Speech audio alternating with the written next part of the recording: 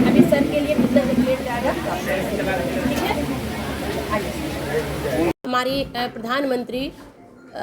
ने इस 2023 को मिलेट इंटरनेशनल मिलेट वर्ष के तौर पर घोषित किया है और मोटे अनाज जो सेहत के लिए बहुत ही लाभप्रद है। मुजफ्फरपुर में मोटे अनाज को बढ़ावा देने और प्रचलन में शामिल करने को लेकर गुरुवार को आरबीवीएम कॉलेज के प्रांगण में मिलेट फेस्ट का आयोजन किया गया। इस फेस्ट में कॉलेज के छात्राओं द्वारा बनाए गए व्यंजनों का स्टॉल लगाया गया। छात्राओं ने मोटे अनाज जैसे जवार, बजरा, कोदो, सावा आदि के व्यंजन तैयार कर स्टॉल लगाए। इसकी शुरुआत बिहार विश्वविद्यालय के प्रति कुलपति रविंद्र कुमार ने की। इस अवसर पर कॉलेज की प्राचार्य डॉक्टर ममता रानी ने कहा कि प्रधानमंत्री नरेंद्र मोदी ने वर्ष 2023 को अंतर्राष्ट्रीय मिलेट वर्ष घोषित किया है। मिलेट को बढ़ावा देने के लिए जगह जगह कई तरह के कार्यक्रम किए जा रहे हैं। इसी के तहत कॉलेज में भी छात्राओं के द्वारा मोटे अनाज के बने व्यंजनों का स्टॉल लगाया गया। छात्राओं ने बड़े स्वादिष्ट व्यंजन बनाए हैं और उनके न्यूट्रिएंट्स और फायदे को बताया है। Tirhut news bureau report Muzaffarpur. हमारी प्रधानमंत्री ने इस 2023 को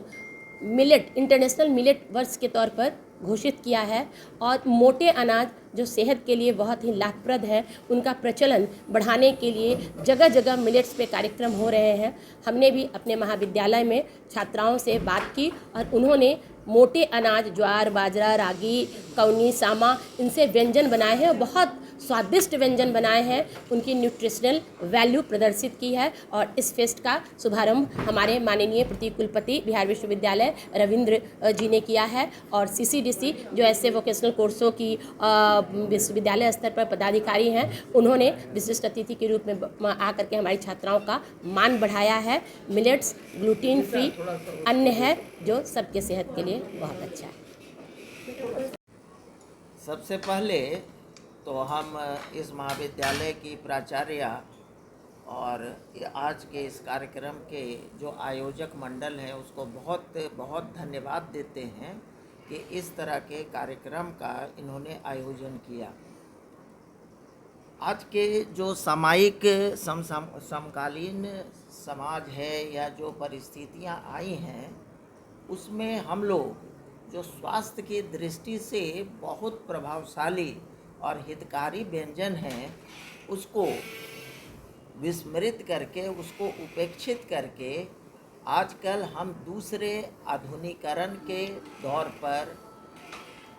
जो हमारे स्वास्थ्य के लिए हितकारी नहीं है वैसे व्यंजनों का हम लोग उपयोग करना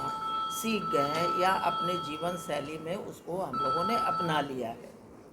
जिसका हम सभी अवगत हैं कि काफ़ी ही जीवन में स्वास्थ्य पर, जीवन शैली में उसका बड़ा दुष्प्रभाव देखने में आ रहा है। और आज का यह आयोजन और इस तरह के जो परंपरागत स्वास्थ्यवर्धक जो खाद्यान्न पदार्थ हैं जिसको हम लोगों ने आधुनिकीकरण के प्रभाव में विस्मृत कर दिया है, उसको फिर से यह सामने में लाकर उसका स्वाद को दूसरे और भी आधुनिक तरीके से बनाकर उसको लोकप्रिय बनाने का जो प्रयास हुआ है वो वास्तव में बहुत ही प्रशंसनीय प्रयास है। और इसके लिए पूरे सीएनडी परिवार को, होम साइंस परिवार को और महाविद्यालय परिवार को आभार देते हैं और ये प्रशंसा के पात्र हैं। हम लोग परिवर्तन तो चाहते हैं लेकिन इस परिवर्तन का दुष्परिणाम जो आज हम देखने में आ रहा है उससे यह निजात देगा। और एक इससे भी बढ़कर जो कोऑपरेटिव या कहिए कि मिलेट्स का जो ये आयोजन किया गया है इससे एक ह्यूमन वैल्यू को भी यहाँ पर संवर्धन मिलेगा, जहाँ की एक साथ इतने सारे बच्चों को डिफरेंट विभागों के सदस्यों को सामने में एकत्रित करके